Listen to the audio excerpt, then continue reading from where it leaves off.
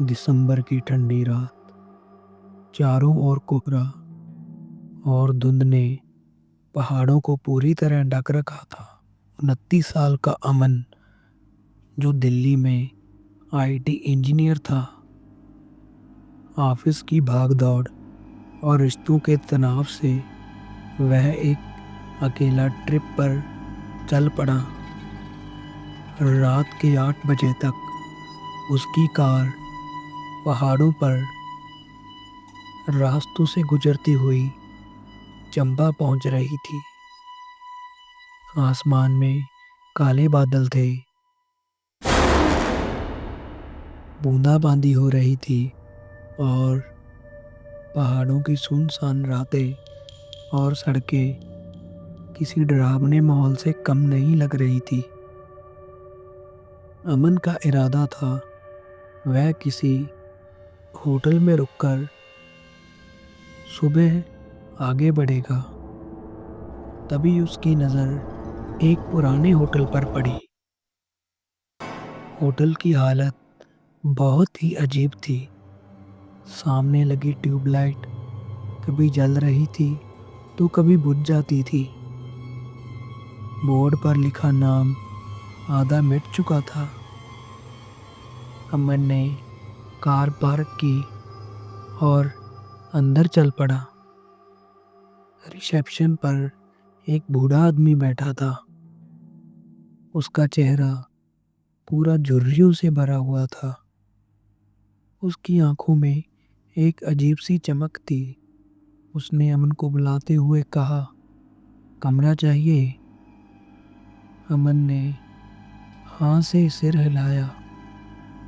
फिर बूढ़े ने धीमी आवाज से कहा, 306 मत लेना, बाकी सब ठीक है।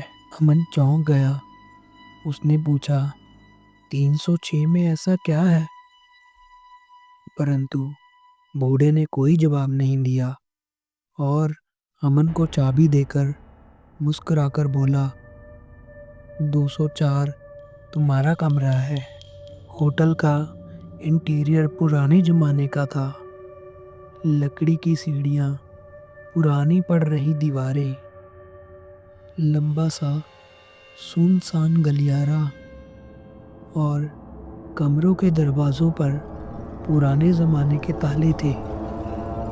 गलियारों पर अजीब सी गंध थी, न गर्मी की और न नमी की। अमन ने अपना रूम खोलते अपना सारा सामान कमरे में रखा और खिड़की खोली तो उसने बाहर देखा। धुंध से ढके हुए पहाड़ और जो पूरी तरह काले लग रहे थे। सामने कमरा नंबर 306 था। उसका दरवाज़ा था, परंतु उसको कोई ताला नहीं लगा था। और अमन को बूढ़े की बात याद आई कि 306 मत लेना। रात 11 बजे अमन ने सोने की पूरी कोशिश की। होटल में अजीब सा सन्नाटा था। कभी कभार हवा से खिड़कियों का हिलना और पुराने पंखों की चरमराहट सुनाई देती। अचानक 306 नंबर वाला कमरा अपने आप खुल गया। पहले तो अमन चौंका, फिर उसने सोचा कि कोई और मेहमान होगा, परंतु जब उसने देखा वहाँ कोई नहीं था। उसने देखा कि दरवाज़ा आधा खुला है और आधे में पूरी तरह अंधेरा दिख रहा था। फिर उसने बहुत हल्की सी फुसफुसाहट सुनाई दी, जिसने बोला था, अंदर आ जाओ। अमन ने टॉर्च ली और अंदर चला गया। जब अमन अंदर गया तो उसने देखा कि वहाँ कोई नहीं था। वहाँ पुराना फर्नीचर, टूटा आईना और मकड़ियों के जाले थे। परंतु अचानक उसने देखा कि आईने में एक परछाई खड़ी थी। वह सफ़ेद साड़ी में थी उसका बाल लंबा और चेहरा धुंधला था। अमन ने पलट कर देखा तो वहाँ कोई नहीं था। अमन डर के मारे भागने लगा तो दरवाज़ा अपने आप बंद हो गया, परंतु वह किसी तरह बाहर जरूर चला गया था। सुबह रिसेप्शन पर अमन ने उस बूढ़े से पूछा कि 306 में क्या हुआ था, और बूढ़े ने बोला, 5 साल पहले यहाँ एक औरत आई थी जिसका नाम था नंदिता। वह अपने पति के साथ आई थी। रात में उन दोनों का झगड़ा हुआ था और जब सुबह देखा तो उसकी लाश पंखे पर लटक रही थी। अमन के ये सुनकर रोंगटे खड़े हो गए और बूढ़े ने कहा, तब से लोग ये कहते हैं कि यह औरत इस गलियारी में घूमती है, कभी रोती है तो कभी हंसती है। अमन को पहले तो यकीन नहीं हुआ और उसने सोचा कि यह सब अंधविश्वास है। अगले दिन अमन सच्चाई जानने के लिए उसी होटल में रुका। रात के 12 बज रहे थे, बिजली चली गई थी और तूफान आ रहा था। अमन सामान पैक कर रहा था।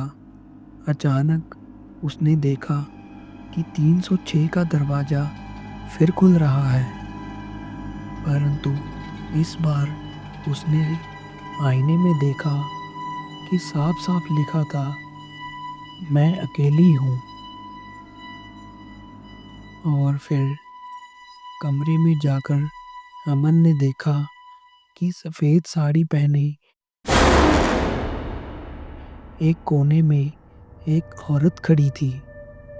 उसकी आंखें लाल और गाल लाल और उसके चेहरे से खून टपक रहा था। उसने हाथ बढ़ाया और धीरे से कहा, मेरे पास आओ। गलियारे की लाइटें अचानक टिमटिमाने लगी, पंखे अपने आप घूमने लगे और दरवाजे जोर जोर से धड़कने लगे। यह देखकर अमन डर के मारे सीढ़ियों की तरफ भागने लगा। नीचे पहुंचते ही अमन ने देखा रिसेप्शन वाला बूढ़ा आदमी खड़ा था। उसका चेहरा अब वैसा नहीं था। उसकी आंखें बिल्कुल काली थी और उसकी मुस्कान बहुत डरावनी। और उस बूढ़े आदमी ने कहा, अब तुम्हें यहीं रुकना होगा, हमेशा के लिए। 306 का कमरा अब खुला था और अंदर से कई आवाज़ें आ रही थी, रोने की, हंसने की और चीखने की। अमन को एहसास हुआ कि यह होटल असामान्य है। सुबह पुलिस आई और अमन बेहोश पड़ा था और जांच में पता चला कि होटल के रजिस्टर में अमन का नाम ही नहीं था और 306 नंबर का कोई भी कमरा नहीं था। वहाँ तो केवल कोई दीवार थी और आखिर में यह कोई नहीं जान पाया कि अमन ने जो देखा वो असल था या कोई शाप। अमन डरते डरते लास्ट में अपने गांव पहुंचा, परंतु उस कमरे की याद उसे अब भी आती थी।